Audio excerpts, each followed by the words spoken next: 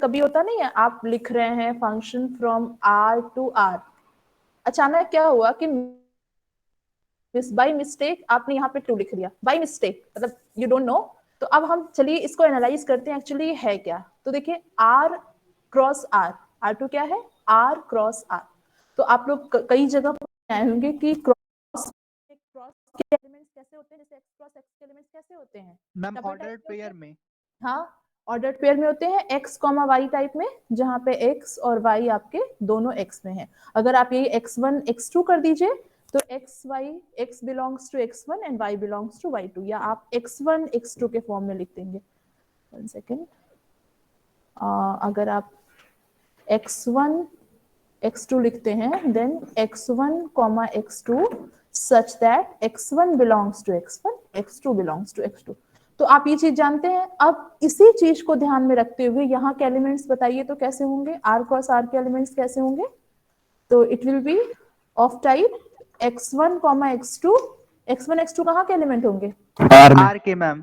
r के होंगे, confirm है।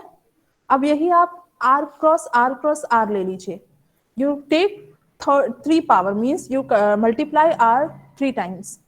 तो यहाँ पे आपके x1 x2 दोनों r के एलिमेंट है। Now when you consider r cross r2, ये है आपका r3 क्या है, 3 टाइम लेंगे आप प्रोडक्ट r क्रॉस r। तो इसके एलिमेंट कैसे होंगे भाई, गेस मैम करिए। x1 x2 x3 टाइप के, सही है, थ्री क्या आप थ्री कैसे कर टपल्स के सकते हैं, हाँ देखिए क्या करेंगे आप इसको एक एलिमेंट, एक जैसे आप इसको एक बार देखिए पहले, तो इसके एलिमेंट मतलब हम ऐसे कह रहे हैं, आप इसको एक बार x1 देख लीजिए और x2, दो के ही प्रोडक्ट में देखना है हमें अगर तो आप इसको r क्रॉस r को x1 देख लीजिए। अब आप r क्रॉस r के एलिमेंट्स जान चुके हैं किस टाइप के हैं, तो इसमें टपल में कैसे एलिमेंट होते हैं, एक एलिमेंट यहाँ का होता है और दूसरा यहाँ का होता है। तो अगर हम पहला एलिमेंट यहाँ पे लिखेंगे तो वो r क्रॉस r का एलिमेंट होगा। तो r क्रॉस r का एलिमेंट कैसे है, x1 कॉमा x2 टाइप में, और r के एलिमेंट x3। तो अगर आप क्रॉस से ही इसको देखना चाहते, क्रॉस के ही से ही विजुलाइज करना चाहें तो कैसे हो जाएगा। तो एक एलिमेंट r क्रॉस r का जो कि खुद टपल के फॉर्म में है, ऑर्डर्ड पेयर के फॉर्म में है, तो x1 कॉमा x2 और इसका एलिमेंट r3 x3। क्लियर है सभी को। Yes ma'am. मैम कोई ज्वाइन होना चाहता है। हाँ भाई करा रहे हैं, रुकिए आइए। तो चलिए देखिए, अब इसी तरह से अगर हम r4 ले लें तो उसके एलिमेंट बोलिए, x1 x2 x3 x4। x2 x3 x4। 4 tuples होंगे। Yes ma'am. अब बताने की जरूरत नहीं है ना आपको, वहाँ 4R एक और R सॉरी होगा मैम। हाँ आई एम सॉरी इसको मैं इंसर्ट कर दूं।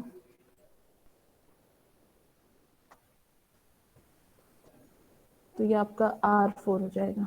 अब सही है, जहाँ पे ये सारे x1 x2 x3 x4 सभी के सभी रियल नंबर हैं। अब इसी तरह से Rm बताइए क्या हो जाएगा। Ma'am And x1 N tuples होंगे x1 x2 x3 dot dot so on xn तक। और सारे एलिमेंट्स कहाँ के होंगे, x1 x2 आर R की के। होंगी मैम। रियल नंबर होंगे। तो x1 x2 dot dot dot xn where all xi's are real number। तो अगर हम इस फॉर्म में लिखे xi belongs to r for I less than or equal to n greater than or equal to 1, तो कोई प्रॉब्लम है, सही है, नो मैम, यस मैम। सही है, ठीक है। तो इसी तरह से Rn में क्या हो जाएंगे, n टपल्स हो जाएंगे। तो अब हम लोग जो काम करेंगे, हमारा मतलब अब जो फंक्शंस अंडर कंसीडरेशन होगा वो आपको हमने पहले ही बता दिया है, इस टाइप से होगा, कैसे r क्रॉस r। तो देखिए अगर आप Rm से r पे फंक्शन लेते हैं, हम लोग ग्रेजुअली बढ़ते हैं, अभी हम r से r जानते थे, we know about the functions from r to r, हम लोगों ने इसकी स्टडी करी है पार्ट 2 में और पार्ट 1 में दोनों में। अब आप क्या करिए, R2 से R या फिर R2 R3 इस तरह से करते हुए Rm से R में फंक्शन कंसिडर करिए। तो यहाँ पे आप कोई भी, जैसे यहाँ पे लेते थे a, तो f ऑफ a यहाँ आता था, आपको पता है f of a real number हो जाएगा। इसी तरह से यहाँ का एलिमेंट क्या होगा, तो यहाँ का एलिमेंट जो भी हम लोग लेंगे उसको हम लोग x बार से डिनोट करेंगे। तो अगर हम ये लिखते हैं f ऑफ x बार, तो x बार कहाँ का होगा, आरएम का। x बार क्या होगा, वेयर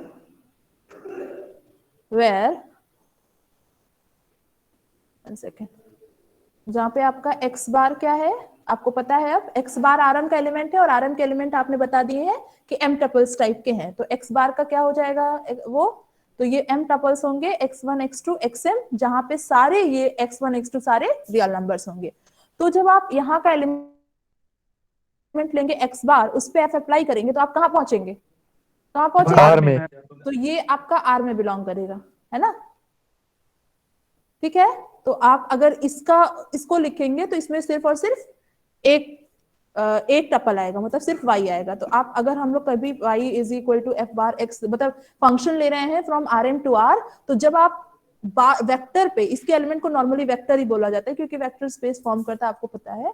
तो x बार वेक्टर है, ठीक है। आपने जैसे उस पर अप्लाई किया f, तो कहाँ पहुंच गए r में। तो r में तो आपको पता है सिर्फ एक टपल होता है, तो अगर आप y बराबर fx बार लिख रहे हैं, इसका मतलब हमारा फंक्शन rm या rn से r पे है।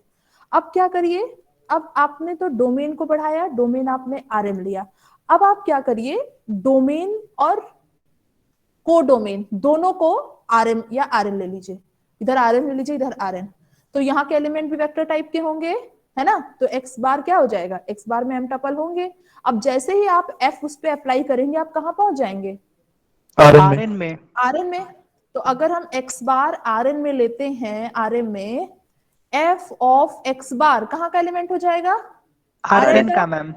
तो अब इसको अगर हम लोग y से डिनोट कर रहे हैं तो y वेक्टर हो जाएगा, और y में कितने टपल्स होंगे, ये क्या हो जाएगा, n tuple y1 ma'am. y2 dot dot dot y। तो बात समझ में आ रही है ना। Yes ma'am. अगर जैसे आप r से करते थे तो आप एक एलिमेंट लेते थे, rm का एलिमेंट आपने देखा m टपल्स के टाइप में है। तो हम लोग अगर एक सिंगल एलिमेंट से डिनोट करना चाहे तो x बार के फॉर्म में लिखेंगे, जहां पे x बार का मतलब होगा m tuples x1 x2 xm। अब क्योंकि हमारा फंक्शन rm से r में है, मतलब रियल वैलिड फंक्शन है, तो जैसे ही आप f अप्लाई करेंगे वैसे ही आपका जो ये नंबर होगा वो रियल नंबर हो जाएगा। Again it has only one component y। अब अगर हम rm तो डोमेन ले और r के बजाय rn ले लें, तो क्या हो जाएगा, इसके एलिमेंट rn में n टपल्स हो जाएंगे, यहां से देखेंगे तो इसके एलिमेंट्स, इसके जो वो होंगे कंपोनेंट्स होंगे, वो क्या हो जाएंगे, n कंपोनेंट्स हो जाएंगे, y1 y2 yn। तो इतनी चीजें आप ध्यान में रखिएगा।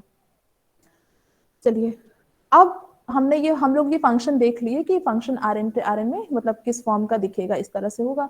अब क्या करिए, आप इस फंक्शन के लिए लिमिट का कॉन्सेप्ट जो हम लोग पढ़ के आए हैं r से r में, अब ये हमारा चेंज हो गया ना, डोमेन को डोमेन दोनों चेंज हो गया। तो अब इसके लिए हम लोग लिमिट कंटिन्यूटी देखेंगे कि जो रिजल्ट हम लोग लिमिट का वहां पे करके आए हैं, थोड़े से ही देखेंगे बस। लिमिट, कंटिन्यूटी, डिफरेंशिएबिलिटी, ये तीनों चीज हम लोग यहाँ पे पढ़ेंगे इस फंक्शन के लिए, vector function from rm to rm। तो इसी को बोलते हैं फंक्शंस ऑफ सेवरल वेरिएबल। जो आपका फंक्शंस है, अभी तक एक वेरिएबल का था सिर्फ, अगर आप r से r में लेते थे तो सिर्फ एक वेरिएबल था। अब जब आप rm पे चले तो कितने वेरिएबल हो गए, यहाँ पे m वेरिएबल हो गए, तो कई सारे वेरिएबल हो गए। तो ये आपका जो फंक्शन है ये rm से rn में है। तो कहने का मतलब है कि यहाँ पे जो हम लोग फंक्शन कंसीडर करेंगे, हमारा जो फंक्शन अंडर कंसिडरेशन होगा वो या तो इस तरह का होगा या तो इस तरह का होगा, ठीक है, जहाँ पे m n दोनों नेचुरल नंबर है। ठीक है भाई, बात समझ में आ गई। हमको इस यूनिट में करना क्या है, हम लोगों को इस यूनिट में जो हमारी ये दूसरी और तीसरी यूनिट है, इन्हीं दोनों फंक्शंस की स्टडी करनी है। दोनों फंक्शन के लिए लिमिट देखेंगे, कंटिन्यूटी देखेंगे, डिफरेंशिएबिलिटी देखेंगे और उससे रिलेटेड कॉन्सेप्ट्स देखेंगे, ठीक है। तो चलिए, पहला कॉन्सेप्ट जो हम लोग जानते हैं किसका, लिमिट का। सबसे पहला कॉन्सेप्ट किसका होता है, लिमिट का। तो वो देखते हैं कि यहाँ पे कैसा होगा। सारी चीजें वही होंगी, बस आपका जो एलिमेंट है, क्योंकि चेंज हो गया है, कोडोमेन दोनों चेंज हो गए हैं, तो उसी के अकॉर्डिंग चेंज होगा, बस डेफिनेशन सब उसी तरह से लिखेंगे।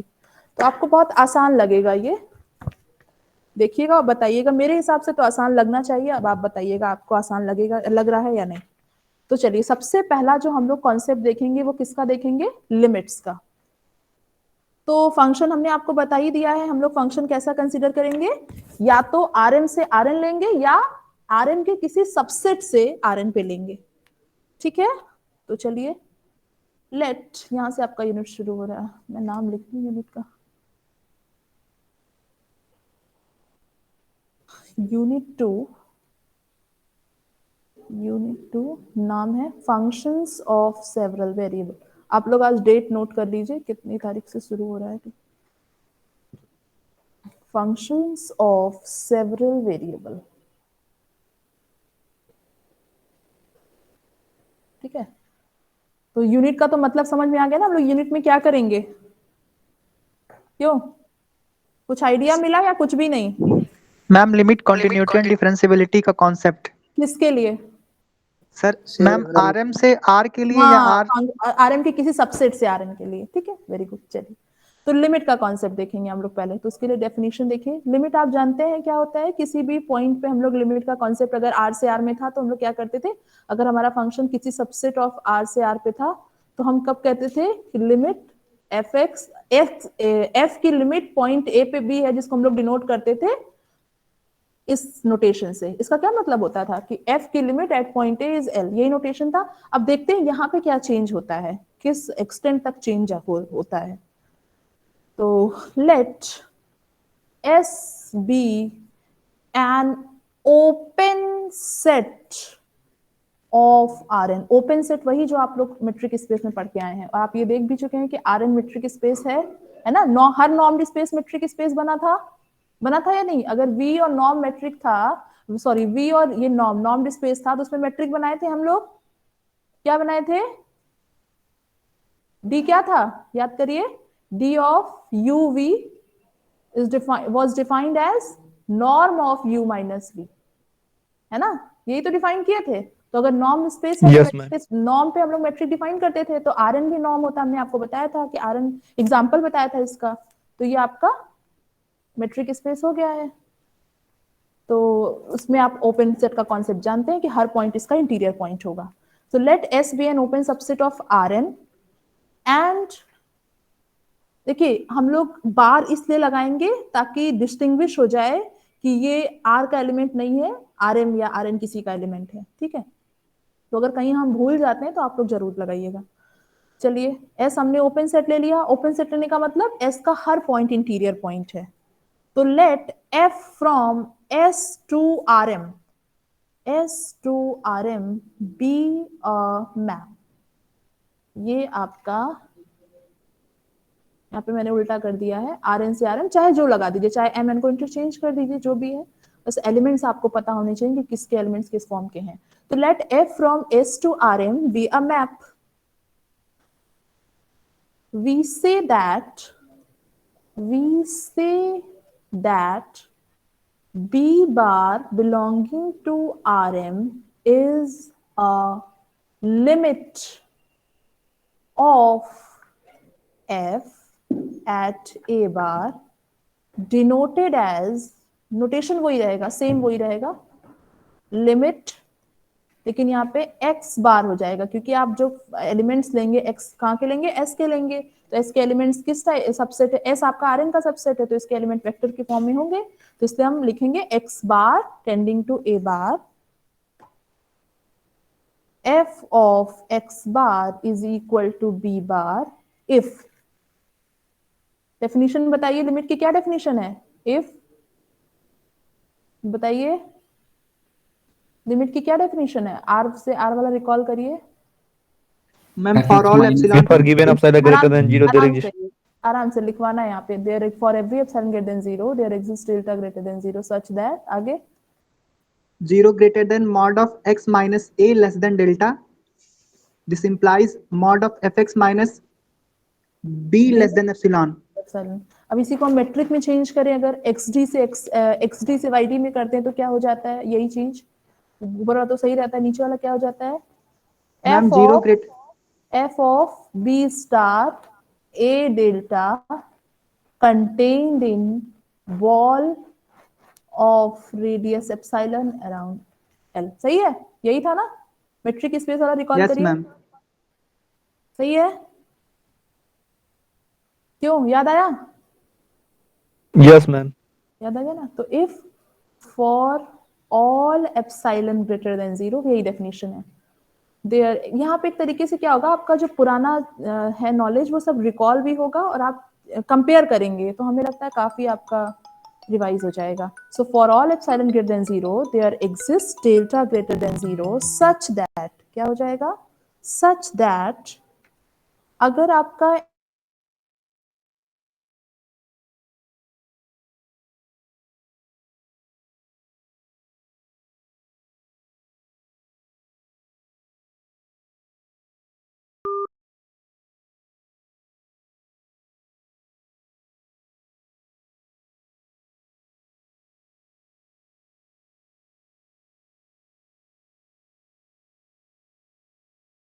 तो क्या होगा, और f ऑफ b मैम यहाँ पर हाँ। L जो है B बार है। आई एम सॉरी, हाँ हाँ बिल्कुल, मैंने वही वाला कॉपी कर दिया, सही कर लीजिए आप लोग इसको, b बार है, ये a बार है, a बार है, ये भी b बार है, ठीक है, आप लोग इसको करेक्ट कर लीजिए। This is contain in ball around b bar of radius epsilon, ठीक है, क्लियर है? क्यों भाई, डेफिनेशन तो वही है ना, बस एलिमेंट्स, आपके जो एलिमेंट्स है वो कहाँ के हो गए, आर एम आर एन के हो जाए, आर के बजाय बस। और अगर आप नॉर्म के स्पेस में कहें तो, नॉर्म के टर्म में कहें तो, और जीरो लेस देन, अभी जो शिवम बोल रहे थे, mod of x minus a bar less than delta implies norm of F x bar minus b bar less than epsilon, जो डेफिनेशन हम जानते हैं, जो हम लोग जानते हैं, आर में बॉर्ड लगा देंगे बस, ठीक है।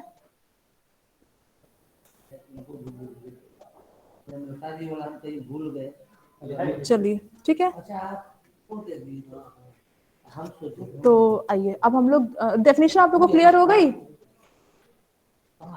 क्यों भाई, डेफिनेशन क्लियर हो गई? Hello, Yes, ma'am. Definition clear हो Yes, गई? ma'am. हम लोग का जो पहला काम होगा, सबसे पहला काम वो क्या होगा कि जो एल्जेब्रा ऑफ लिमिट्स हम लोगों ने वहां किया था उसको वेरीफाई करें, यहाँ पे होल्ड कर रहा है या नहीं, ठीक है।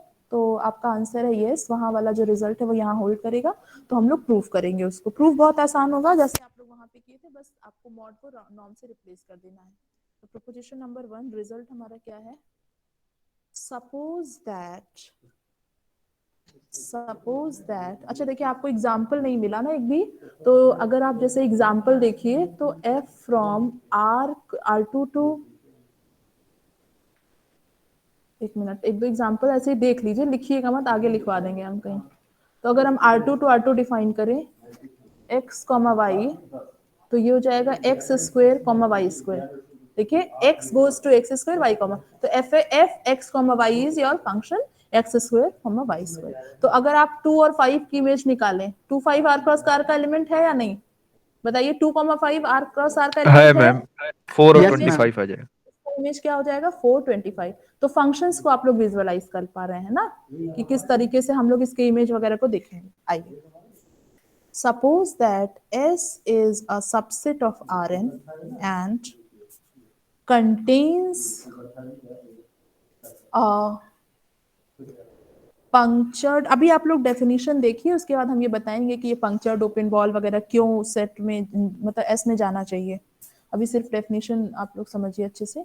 S contains a punctured open ball B star radius r for r positive at a bar, ठीक है।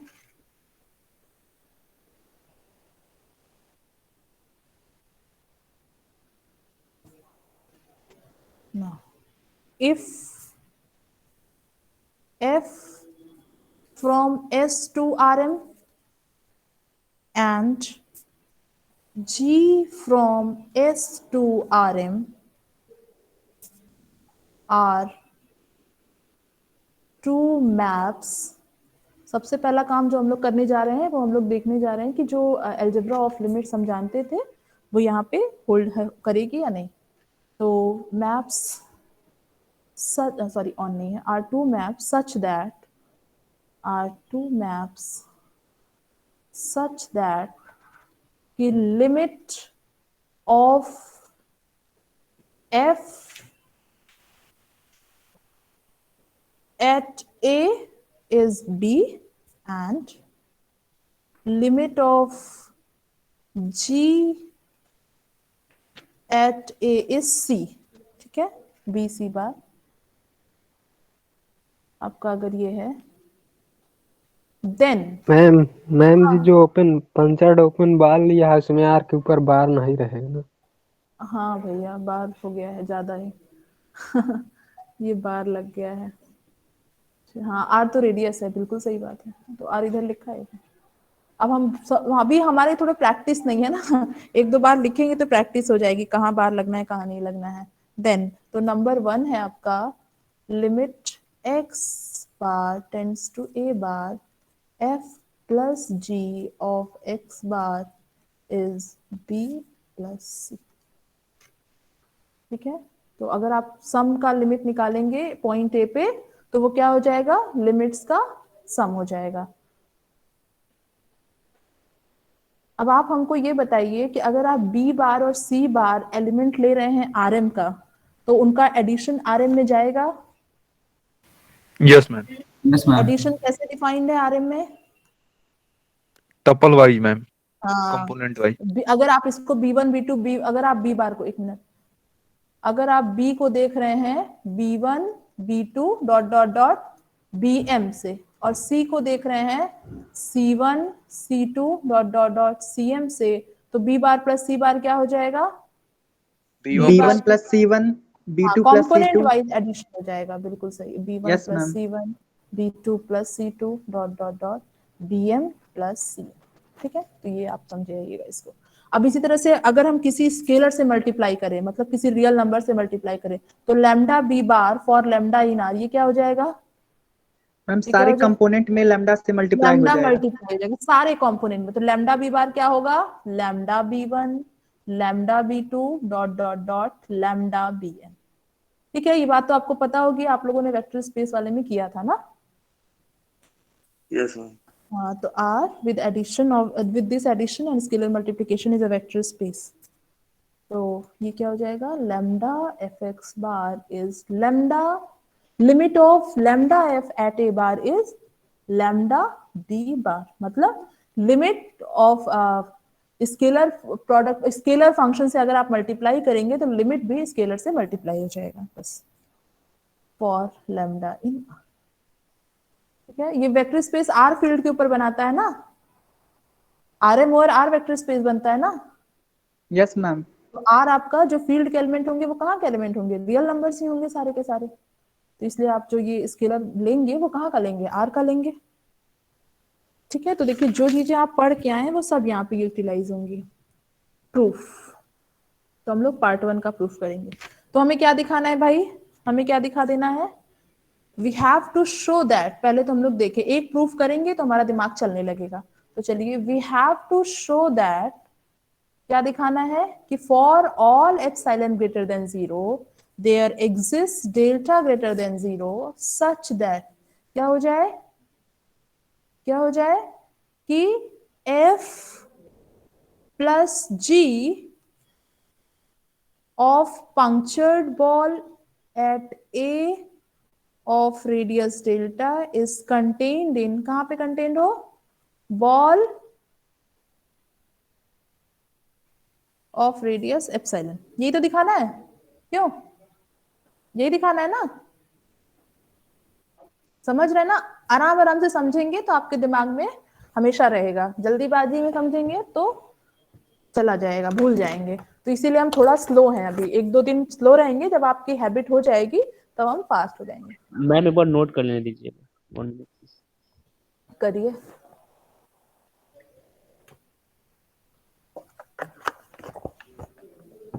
चलिए भाई, जो दिखाना है वो हमें पता चल गया। अब हमारे पास है क्या क्या, ये हम लोग देख लें। तो हमारे पास क्या क्या है कि f की limit eight a bar b बार है और g की limit eight a bar c बार है। तो इसके लिए डेफिनेशन लगाएंगे तो क्या हो जाएगा? तो इसके लिए हम लोग क्या करेंगे? एक एप्सिलॉन लेके चलेंगे, क्योंकि हर एप्सिलॉन के लिए दिखाना ऐसा होगा। तो एक एप्सिलॉन ले लीजिए, let epsilon greater than 0। Then क्या हो जाएगा? देयर एग्जिस्ट, क्या मिलेंगे? प्रूफ रिकॉल करिए पार्ट 1 का, क्या मिलता है? Delta 1 delta 2। डेल्टा 1 डेल्टा 2 मिलेगा, तो ठीक है, ले लीजिए। There exist delta 1 delta 2 greater than 0 such that, क्या हो जाएगा? बोलिए। तो ये चीज एक बार f के लिए हो जाएगी, एक बार g के लिए।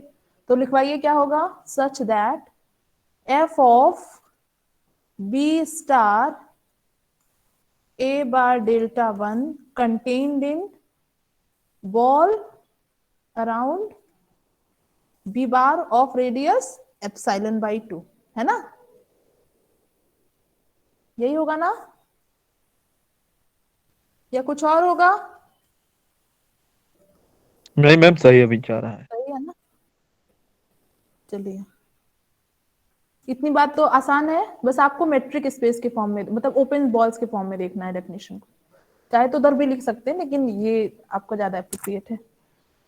चलिए, अब क्या करते थे, इसके बाद लिखवाइए। प्रोसेस सारा वही रहेगा, बस आपका एलिमेंट्स और मैप अलग वो है, चेंज है, बाकी प्रोसेस सब वही रहेगा। अब क्या करते थे बताइए मैम भाई? डेल्टा को डेल्टा मिनिमम लेंगे मैम। मिनिमम लेंगे ना, लेस देन होता है तो मिनिमम लेते हैं। Yes delta ma'am. 1 डेल्टा 2 है तो आपको ऐसा डेल्टा बनाना है इनकी, इन दोनों के लिए इनइक्वालिटी जो होल्ड कर रही है वो साइमल्टेनियसली होल्ड करे। तो वो डेल्टा कैसे बनता है? मिनिमम लेंगे, minimum of yes delta ma'am. 1 delta 2। तो मिनिमम होने से क्या हो जाएगा, डेल्टा डेल्टा 1 से भी छोटा हो जाएगा और लेस देन और इक्वल टू डेल्टा 2। तो अगर आपका कोई इनइक्वालिटी डेल्टा से छोटा है तो वो अपने आप डेल्टा 1 से भी छोटा हो गया, डेल्टा 2 से भी छोटा हो गया, तो ये दोनों हो गई होल्ड। तो ऐसे याद रखिए ना टेक्निक से कि दोनों एक साथ होल्ड कराने के लिए आपको ऑलवेज लेस देन ऐसा लेना पड़ेगा कि दोनों से छोटा हो। तो दोनों से छोटा कौन होता है? मिनिमम होता है। तो चलिए, take delta is equal to minimum of delta 1 delta 2। Then तो जब मिनिमम हो गया तो ये दोनों डेल्टा के लिए भी होल्ड करेगा। देन तो क्या हो जाएगा, फॉर एक्स बार इन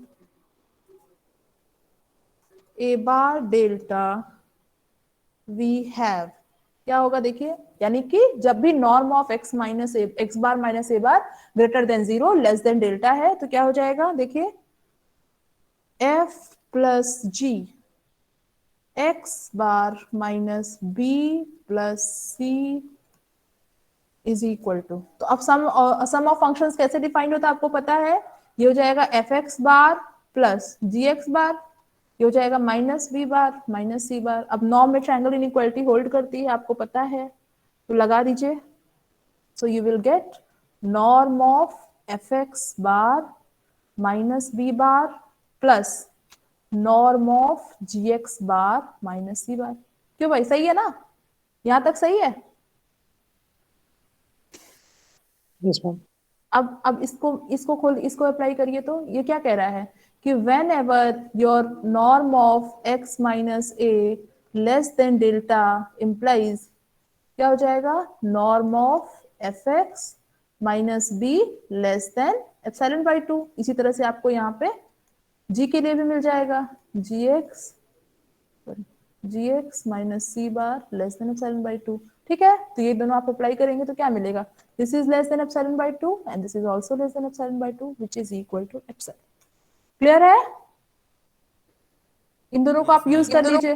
हाँ, इन दोनों को यूज कर लीजिए। तो इन दोनों को जैसे यूज करेंगे you will find that this norm is less than epsilon whenever your norm of x minus A less than delta greater than 0। आइए,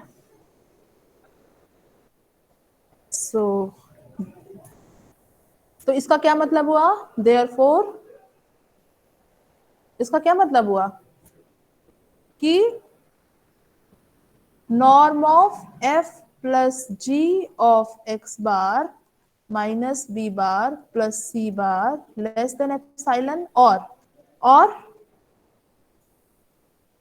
F plus g of punctured ball, देखिए यहाँ पे है ना, जब आपका एक्स यहाँ बिलोंग कर रहा है तो एफ प्लस जी एक्स, और एफ प्लस जी ऑफ, एक मिनट रुक जाइए, आप लोग अभी मत लिखिएगा, इसको लिखते हैं। तो देखिए क्या हो जाएगा, f plus g of x bar कहाँ बिलोंग कर रहा है बोलिए, ball around b plus c bar of radius epsilon. इसका यही मतलब हुआ ना? क्यों?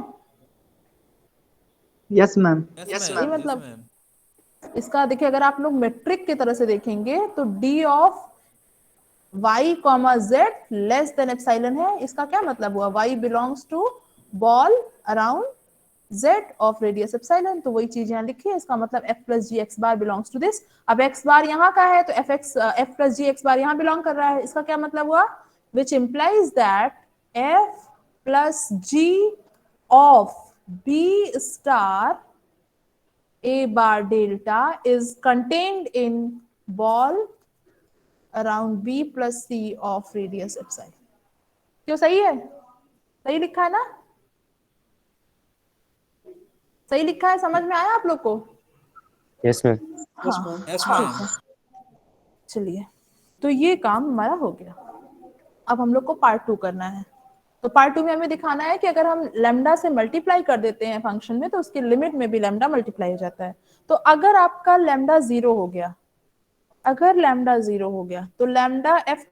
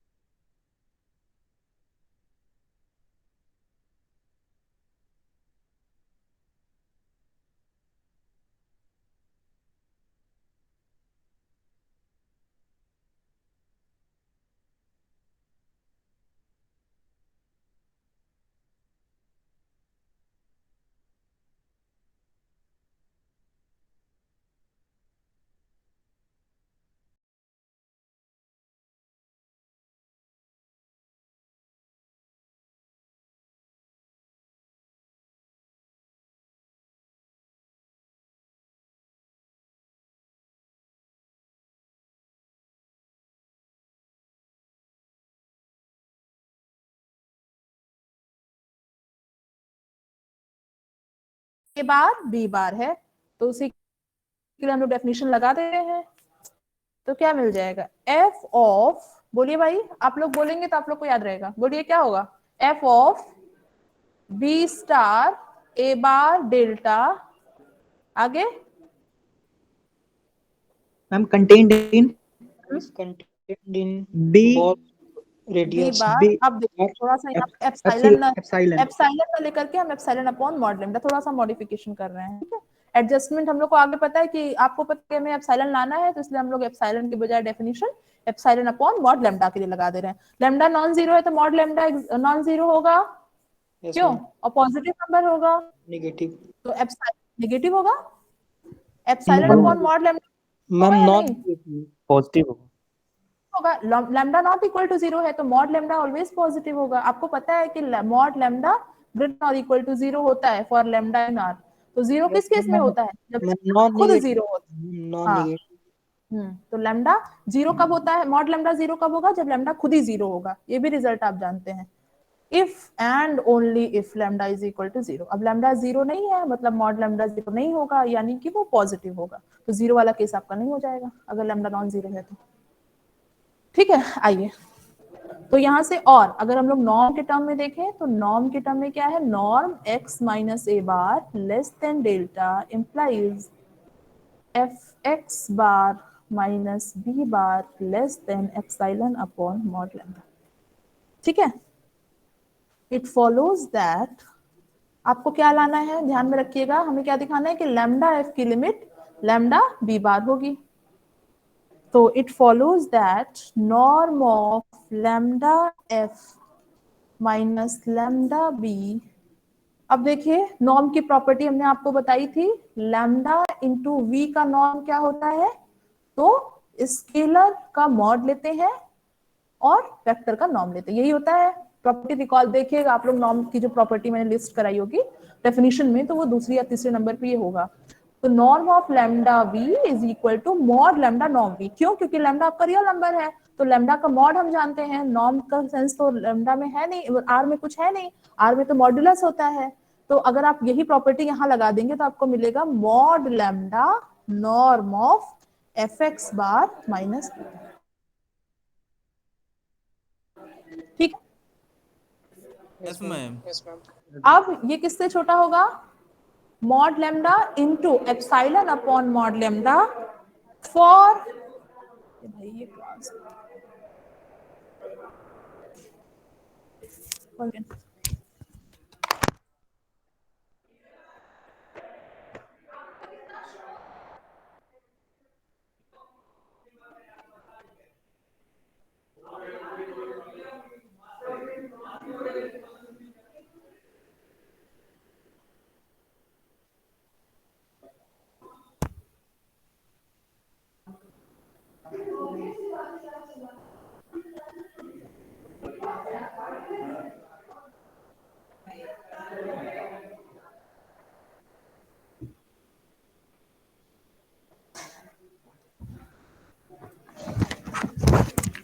चलिए,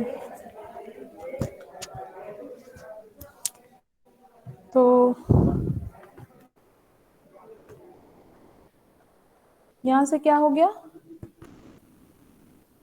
यहां से हमें क्या मिल गया कि सो 0 less than norm x minus a less than delta implies norm of lambda fx bar minus lambda b bar less than epsilon। ठीक है, या तो और अगर हम लोग बॉल के सेंस में देखें तो क्या हो जाएगा, f of a bar of radius delta contained in lambda f है ना, ये कहाँ कंटेंट हो जाएगा, ball around lambda B of radius epsilon. Clear है? Yes, ma'am. Yes, ma'am. चलिए, तो ये आपका प्रूफ हो गया। Proposition number 2, next result. Let S be a subset of Rn with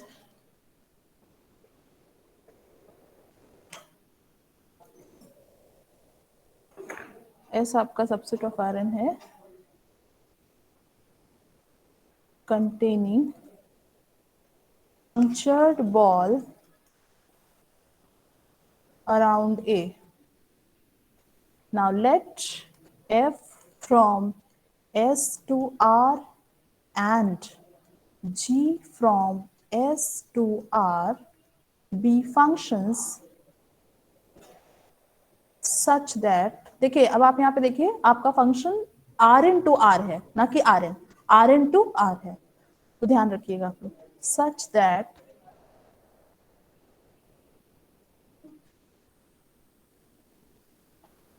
limit of f at a bar is b and limit of g at a bar is c। देखिए आप लोग यहाँ पे हम b पे बार नहीं लगा रहे हैं, c पे बार नहीं लगा रहे हैं, क्यों? क्योंकि दोनों आपके रियल नंबर हैं। ठीक है,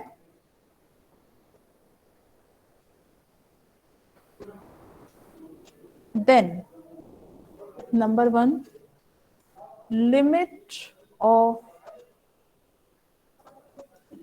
एफ जी जो प्रोडक्ट है उसकी लिमिट ए पे क्या हो जाएगी, b into c, and number 2, limit x bar 1/g की लिमिट हो जाएगी 1/c provided c is not equal to 0। And third one, इन दोनों को जब आप कंबाइन कर देंगे इन दोनों को नहीं, तो f/g की अगर आप लिमिट निकालें तो क्या हो जाएगा, f/g की लिमिट, इसको आप पहले कर चुके होंगे, तो f/g को आप कैसे देख सकते हैं, f/g को हम देख सकते हैं product of f into 1/g। तो f की लिमिट क्या है, f की लिमिट क्या है, b, और 1/g की लिमिट 1/c है, तो यहाँ से आपको क्या मिल जाएगा कि f/g की लिमिट fb/c है। ठीक है, यहाँ पे c नॉट इक्वल टू 0। ठीक है, बहुत ही आसान है, लेकिन आप लोग के पास इसकी लिस्टिंग रहनी चाहिए। तो प्रूफ, तो फर्स्ट के लिए चलिए, लेट एप्सिलॉन ग्रेटर देन 0। अब हम r पे आ गए हैं, हमारा कोडोमेन r है, तो हम लोग क्या करेंगे, मॉड, नॉर्म की बजाय मॉड लेके चलेंगे, क्योंकि आपको पता है r पे मॉड से आप यूजुअल मेट्रिक डिफाइन करते हैं। Now suppose that epsilon less than 1 and choose delta greater than 0 such that, क्योंकि आपको दिया है कि f की लिमिट a बार पे b है और g की लिमिट a बार पे c है, such that 0 less than norm x less than delta implies, तो देखिए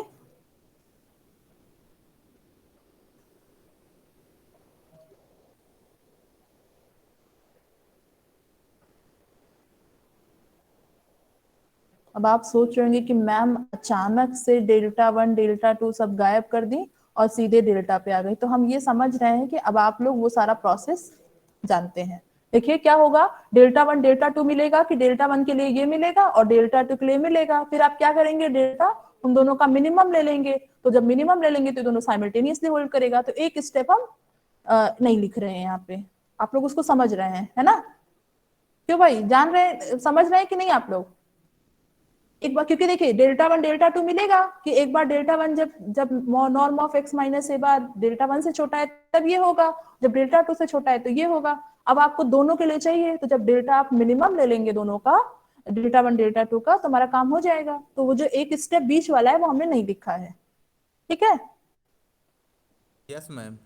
समझ रहे हैं ना आप लोग इस बात को? यस मैम, समझ रहे हैं। अभी पढ़ने बैठिएगा तो ये मत सोचिएगा कि मैम ने तो गलत लिखा दिया, गलत नहीं लिखा है, हमने एक स्टेप स्किप किया है, ठीक है? Yes, ma'am. Yes ma'am. चलिए चलिए आइए,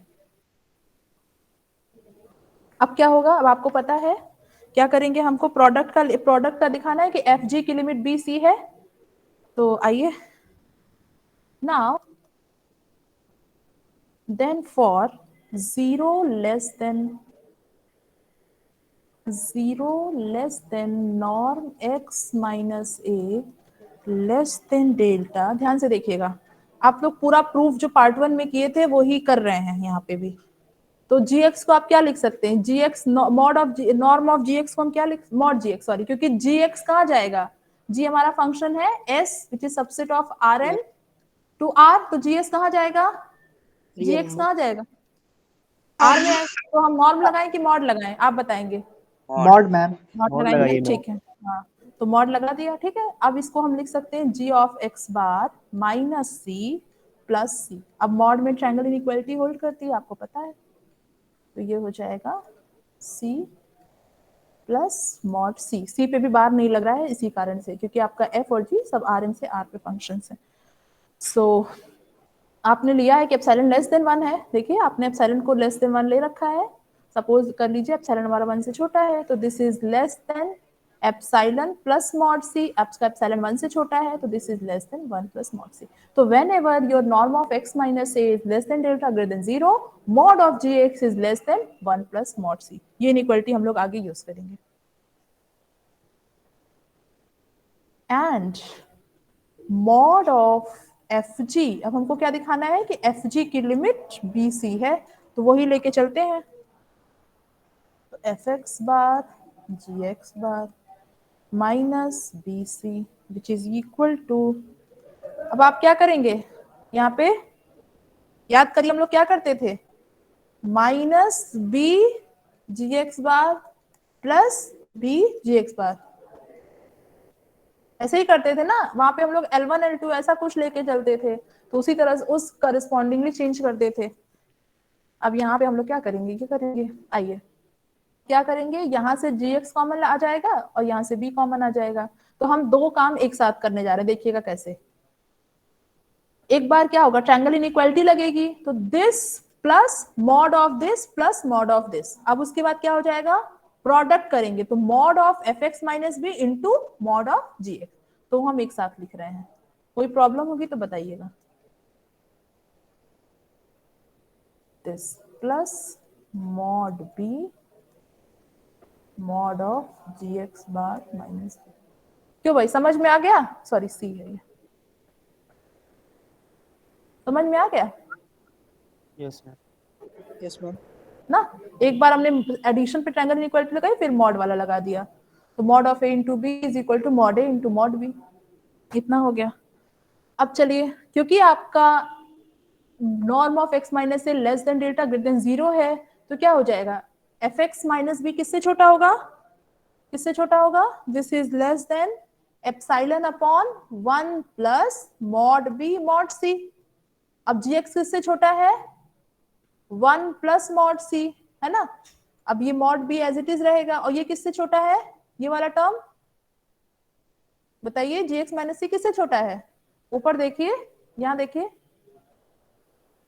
ये है ना हमारे पास, तो किससे छोटा है, epsilon upon 1 plus epsilon upon 1 plus mod B mod सी।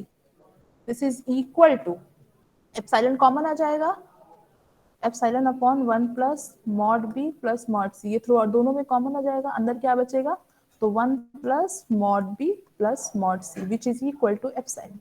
ये आपका नॉन जीरो नंबर है, कैंसिल हो गया, तो एप्सिलॉन आ गया। तो यहाँ पे जो हम लोग मैनिपुलेशन करके चले थे उसका हम लोग को यूज दिख गया कि हम लोग क्यों करके चल रहे थे, क्योंकि लास्ट में हमें एप्सिलॉन से छोटा दिखाना था इसलिए हम किए थे। तो यहाँ से क्या दिख गया कि जब भी 0 less than norm x minus A, दस 0 less than norm x minus a less than delta implies mod fg x bar minus bc less than epsilon। ठीक है, हो गया। Yes, ma'am. इसका क्या मतलब हुआ, इसका मतलब हो गया कि fg की लिमिट fg की limit at A bar is B into C, उस केस में भी हो गया जब हमारा लैम्डा नॉट इक्वल टू 0 है। तो हम लोगों ने दोनों केस में कर दिया, जब हमारा लैम्डा 0 है और जब लैम्डा नॉन 0 है। ठीक है, चलिए सेकंड पार्ट का प्रूफ करते हैं। आसान, बहुत आसान है, बस थोड़ा सा एक्स्ट्रा लगेगा, आप लोग कर लीजिए, लिख लीजिए। तो let epsilon greater than 0 satisfy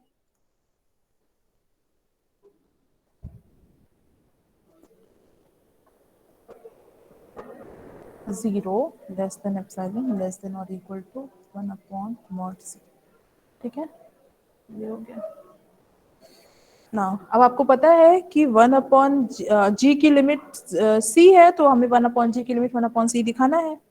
तो उसके लिए हमें क्या मिल जाएगा, क्योंकि जी की लिमिट सी है तो हमें डेल्टा मिल जाएगा। Choose delta greater than 0 such that क्या हो जाएगा, 0 less than norm x minus A less than delta implies, क्योंकि जी की लिमिट सी है, less than epsilon into non C square upon 2।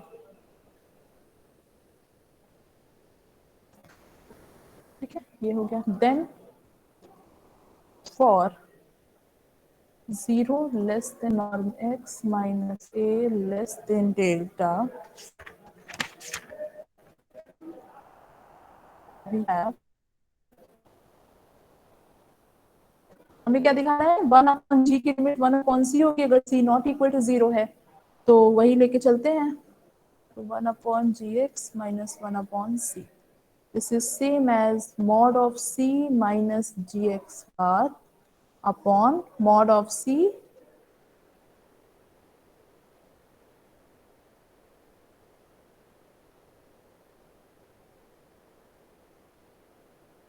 तो आपको ये मिल जाएगा।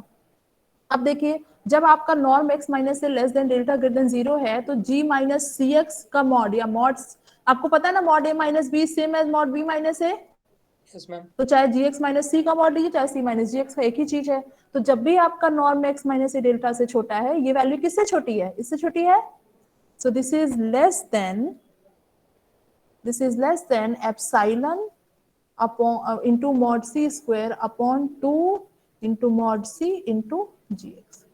ठीक है, अभी हमारा काम नहीं हुआ है, जब तक यहाँ पे एप्सिलॉन नहीं हो जाएगा, जब से कि इनइक्वालिटी, जब तक ये आपका एप्सिलॉन से छोटा नहीं हो जाएगा तब तक हमारा काम नहीं होगा। हमें क्या दिखाना है, this is less than epsilon. तो अभी आप इसको जब सॉल्व करेंगे तो आपको क्या मिलेगा, epsilon mod C upon 2 into mod G x bar. अब हमें समहाउ दिखाना है कि ये एप्सिलॉन आ जाए, कुछ ना कुछ मैनिपुलेशन करेंगे कि ये जो हमारा एप्सिलॉन अपॉन 2 है ये रिड्यूस होकर एप्सिलॉन आ जाए। Now and mod G x को देखिए थोड़ा, तो मॉड जी एक्स को हम लोग क्या लिख सकते हैं, वही सेम काम, mod G x bar minus c plus सी, सी को ऐड और सब्ट्रैक्ट कर दीजिए। तो अब देखिए, आप लोग एक प्रॉपर्टी पढ़े होंगे मॉड में कि mod of A minus B, ये क्या हो जाएगा, mod C minus mod G x minus C. याद आया कुछ, क्या था, क्या रिजल्ट है यहाँ पे, mod A minus mod B less than और equal to mod of A plus B. सही है, यही तो यूज हुआ है यहाँ पे, देखिए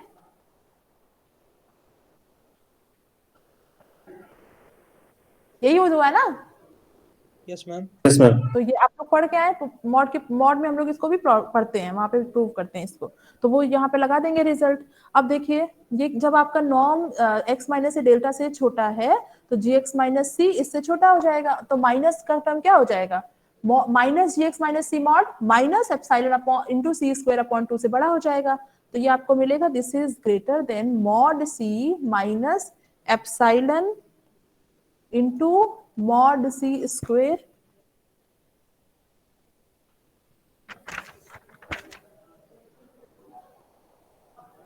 अपॉन 2, है ना, ये है।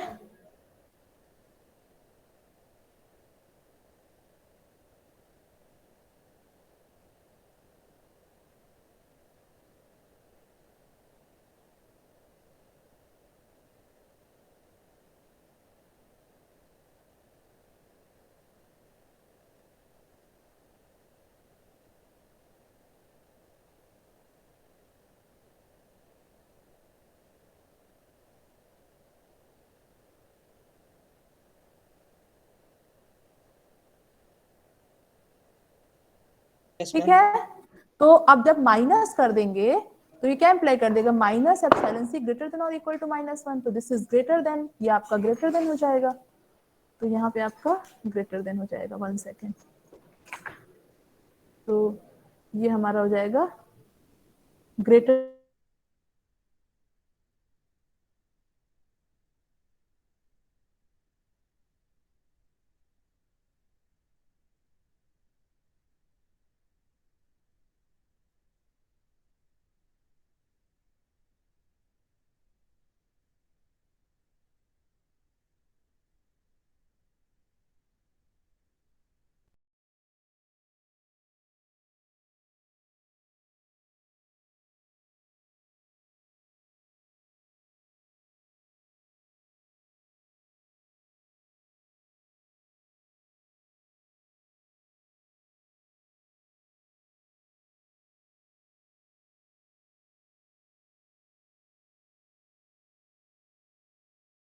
x minus A less than delta, we have क्या हो जाएगा 1 upon gx minus 1 upon b less than epsilon mod c upon 2 into mod gx बार।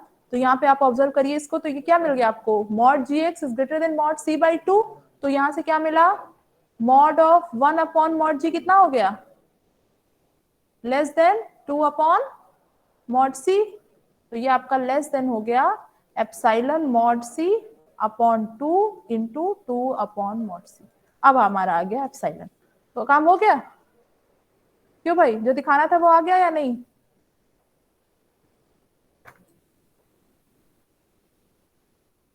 आ गया। Yes, ma'am. तो बस Yes, ma'am. काम हो गया। Yes, ma'am. तो हमारा काम हो गया। सो इसका मतलब 10 limit of 1 by G at A is 1 by B. ठीक है, ये बहुत ही एलिमेंट्री था, इसलिए मैंने आज पहली क्लास में करा दिया। अब देखिए कंटिन्यूअस क्या हो जाएगा, मैं इसी में आपको आप कंटिन्यूअस कब कहेंगे, जब लिमिट किससे कोइंसाइड कर जाए, एफ ऑफ ए बार से, है ना, जो बी बार है वो किसके बराबर हो जाए, एफ ऑफ ए बार के। जो आपने लिमिट की डेफिनेशन देखी है तो क्या है, लिमिट हम कहते हैं कि F of X, limit X tending to A बार एफ ऑफ एक्स बराबर बी। तो अगर हमारा बी जो है वो एफ ऑफ ए हो जाए, देखिए यहाँ पे देखिए मैम वहां पर 1/c लिमिट लेके चल रहे हैं ना। अच्छा ये गलती हो गई क्या, हाँ भाई सही कर Yes, दीजिए, ma'am. हम डी सी में कंफ्यूज हो गए, ठीक है इसको सी कर दीजिए, सी कर दीजिए, बस 2 जगह करेक्शन करना होगा ना, कि और भी कहीं गलती हुई है, नहीं मैम, बस यही लास्ट वाला। नीचे में ना, ऊपर से दिखा नहीं हमें, ठीक है इसको सही कर दीजिए आप लोग, अब सही है ना। तो देखिए हम ये कह रहे थे कि आपने लिमिट का कॉन्सेप्ट पढ़ा, अब यही लिमिट अगर फंक्शन की वैल्यू से कोइंसाइड कर जाए तब हम कहते हैं कि हमारा फंक्शन कंटिन्यूअस है। तो बस यही Yes, कंडीशन ma'am. यहाँ पे यहाँ यही कंडीशन यहाँ पे भी है। जो लिमिट आपने कॉन्सेप्ट देखा, अगर ये limit b bar f of a बार हो जाता है तब हम कहेंगे कि हमारा फंक्शन a पे कंटिन्यूअस है, और अगर s के हर पॉइंट पे कंटिन्यूअस है तो हमारा फंक्शन कंटिन्यूअस हो जाएगा। तो ये डेफिनेशन हम लोग कल नेक्स्ट टर्न पे देखेंगे, वेंसडे को। आप लोगों ने डिसाइड नहीं किया कोई टाइमिंग भाई? कोई कॉमन टाइम निकला आप लोगों का? मैम इसी में एक्सटेंड कर दीजिए 2:10 तक। हो जाएगा। अभी तो बता रहे थे कोई पता नहीं किसकी क्लास रहती है। मैम इंटरवल रहता है ना इसमें नहीं तो किसी की क्लास नहीं रहती। कोई एक लड़की थी उस समय जब हम एक्सटेंड करने वाले थे, तो उसने कहा कि पता नहीं किस चीज की क्लास है, जूलॉजी या पता नहीं क्या। तो हम नहीं अभी है हाँ मैम, इसके बाद है जियोलॉजी की अभी। वही तो हम कह रहे, कितने बजे से होती है? यही क्लास के बाद जस्ट था, 5 मिनट का था। अच्छा, तो लंच में वो क्यों लेते हैं? आप लोग बोले नहीं कि लंच टाइम है तो उसमें क्यों क्लास लेते हैं? एक्स्ट्रा वो भी लगाए हैं। अच्छा, तो कोई कॉमन टाइम बताइए फिर, नहीं तो फिर ऐसे ही सिलेबस चलेगा, हम क्या करेंगे? मैम वही अब तो शाम को इवनिंग का सात- टाइम? मैम रात नाइट में 7 से कर दीजिए। 5 से 8:30। 5 बजे से खाली